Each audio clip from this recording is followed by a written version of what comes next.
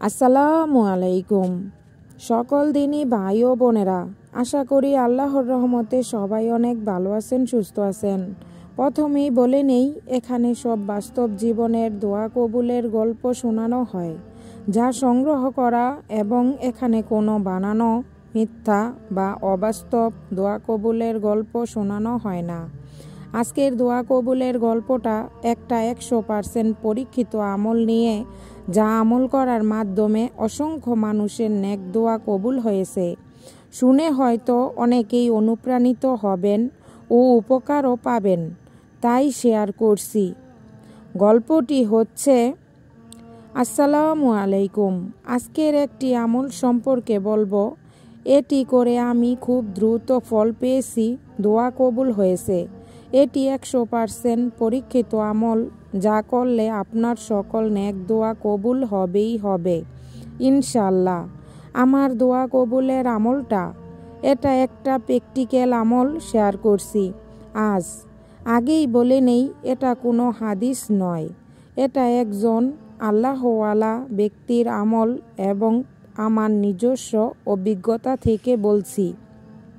সেদিন ফেসবুকে news feed scroll করতে গিয়ে একটা আমল আমার মনে আসে। একজন আলেম একটা আমলের কথা বলেছিলেন, যেটা তিনি অন্য একজন আল্লাহওয়ালা ব্যক্তির কাছ থেকে জানতে পেরেছিলেন। তাই আপনারা এই গল্পটা শুনুন। আমি এই আমলটি নিয়ে এত আগ্রহী ও কৌতূহলী হতাম না, কিন্তু কেন যেন ওনার কথাবার্তা শুনে মনে হলো যে একবার বিশ্বাসের সাথে এর উপর আমল করেই দেখি।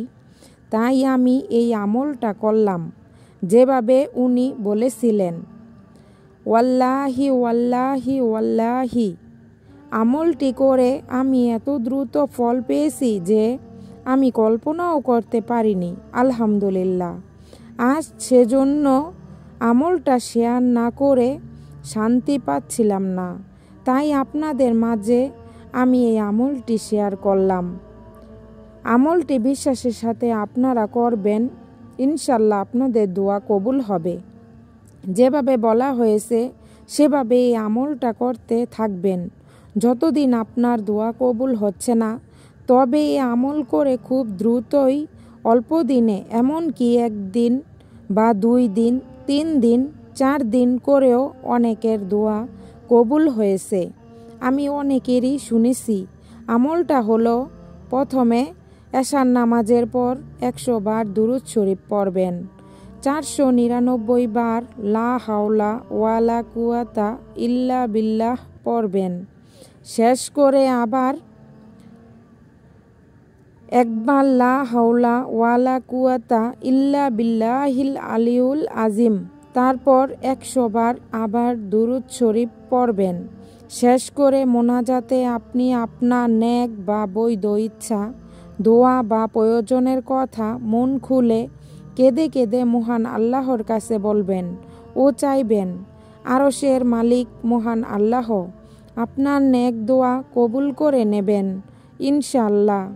তাই বিশ্বাসের সাথে দোয়াটি করেন। এভাবে আমলটা করতে থাকুন। যতদিন দোয়া কবুল হচ্ছে না আপনার, তবে দেরি হলেও হাল ছেড়ে দিবেন না।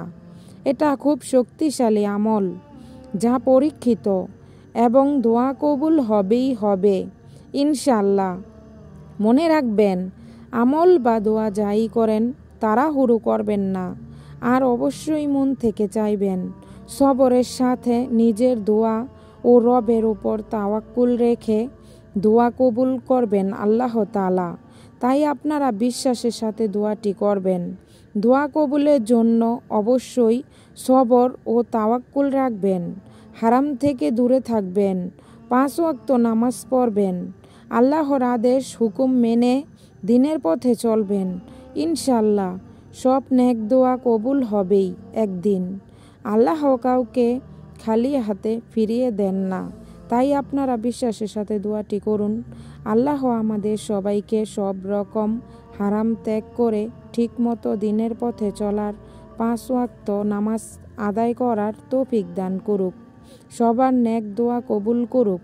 যারা চ্যানেলটিতে নতুন এসেছেন তাদেরকে সাবস্ক্রাইব করে পাশে থাকার অনুরোধ করছি।